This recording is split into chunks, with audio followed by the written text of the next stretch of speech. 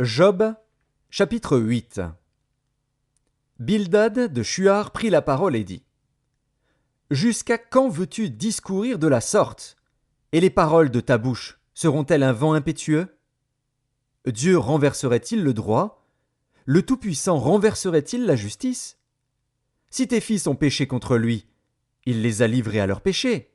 Mais toi, si tu as recours à Dieu, si tu implores le Tout-Puissant, si tu es juste et droit, certainement alors il veillera sur toi et rendra le bonheur à ton innocente demeure.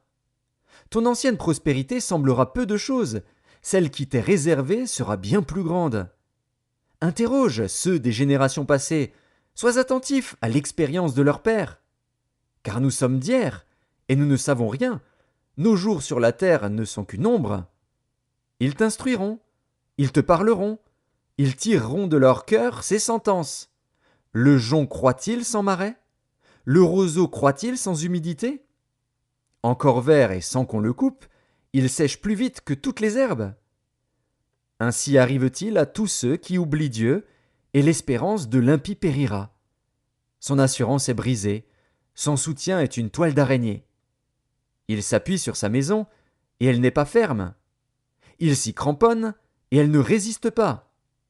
Dans toute sa vigueur, en plein soleil, il étend ses rameaux sur son jardin.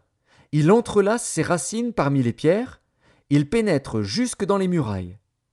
L'arrache-t-on du lieu qu'il occupe? Ce lieu le renie. Je ne t'ai point connu. Tels sont les délices que ses voix lui procurent. Puis sur le même sol, d'autres s'élèvent après lui. Non, Dieu ne rejette point l'homme intègre, et il ne protège point les méchants. Il remplira ta bouche de cris de joie, et tes lèvres de chants d'allégresse. Tes ennemis seront couverts de honte. La tente des méchants disparaîtra.